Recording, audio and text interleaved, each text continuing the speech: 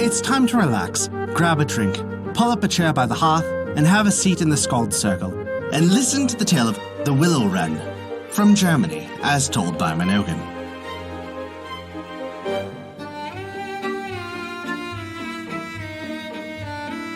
Before we begin our story, we wanted to remind you that we release new tales for free every week. Our shorter tales release on Wednesdays, and our longer chapter stories release on every other Saturday. Find out where you can hear them on our website at thescaldcircle.com. And be certain to subscribe to us on Apple Podcasts, Google Podcasts, Podbean, Spotify, or whatever your favorite podcast app is. That way, you'll never miss out on one of our enchanting tales from around the world. Now then, without further ado, this is the Willow-Wren, from Germany, as told by Mynogan. In former days, every sound had its meaning and application. When the smith's hammer resounded, it cried, "Strike away! Strike away!" When the carpenter's plane grated, it said, "Here goes! Here goes!" If the mill wheel began to clack, it said, "Oh, help, Lord God! Help, Lord God!" And if the miller was a cheat and happened to leave the mill, it spoke High German, and first asked slowly, "Oh, who's there? Who's there?" And then answered quickly, "The miller! The miller!" And at last, quite in a hurry, "He steals bravely! He steals bravely! 3 pecks in a bushel!" At this time, the birds also had their own language, which everyone understood. Now it only sounds like chirping, screeching, and whistling, and is some like music without words. It came into the birds' mind, however, that they would no longer be without a ruler, and would choose one of themselves to be their king. One amongst them, the green plover, was opposed to this. He had lived free and would die free, and anxiously flying hither and thither, he cried, "Where shall I go? Where shall I go?" He retired into a solitary and unfrequented marsh, and showed himself no more amongst his fellows. The birds now wished to discuss the matter, and on a fine May morning, they all gathered together from the woods and fields. Eagles and chaffinches, owls and crows, larks and sparrows. How can I name them all? Even the cuckoo came. And the hopo, his clerk, who is so called because he is always heard a few days before him. And a very high, small bird, which yet has no name, mingled with the band.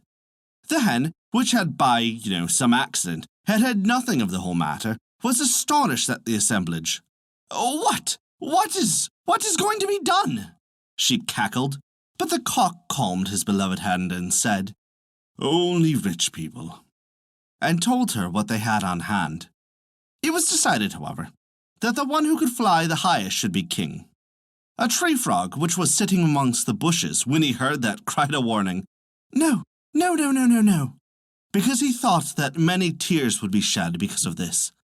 But the crow said, "Caw, caw," and that all would pass peacefully.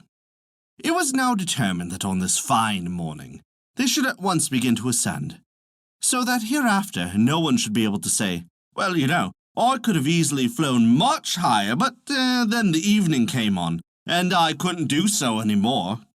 On a given signal, therefore, the whole troop rose up in the air.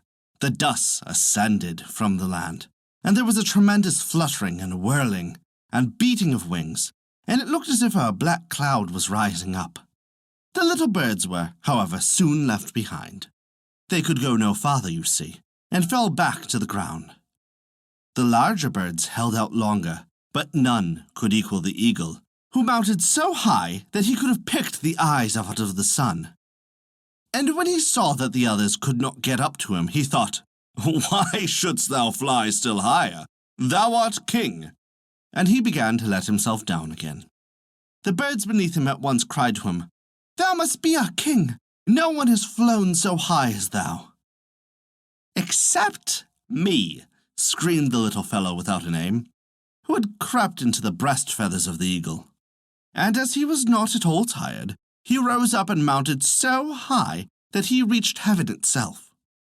When, however, he had gone as far as this, he folded his wings together and called down with a clear and penetrating voice, "I am king! I am king!" "Thou art king," cried the birds angrily. "Thou hast compassed it by trick and cunning." So they made another condition. He should be king who could go down lowest into the ground. How the goose did flap about with its broad breast when it was once more on the land. How quickly the cock scratched a hole.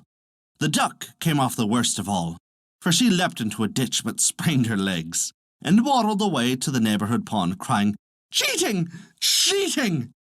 The little bird without a name, however, sought out a mouse hole, slipped down into it, and cried out of it with its small voice, "I am king! I am king!" "Thou art king," cried the bird still more angrily.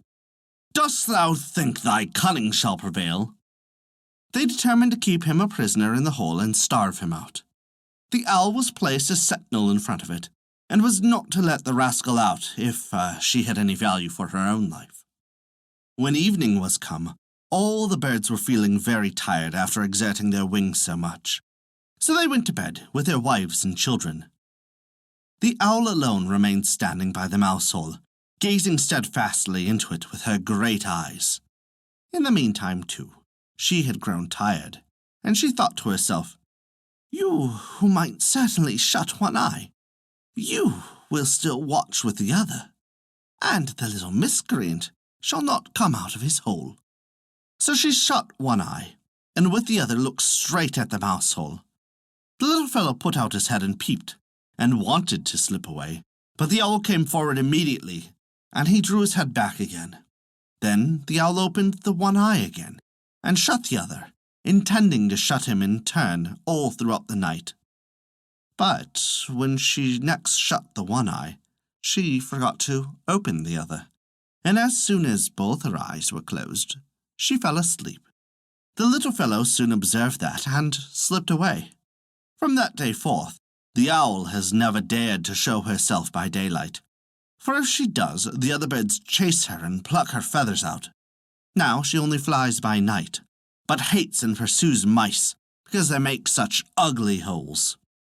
The little bird, too, is very unwilling to let himself be seen, because he is afraid it will cost him his life if he is caught. So therefore he steals about in the hedges, and when he is quite safe, he sometimes cries, "I am king!" And for this reason, the other birds call him in mockery, "King of the Hedges." No one, however, was so happy as the lark at having not to obey the little king.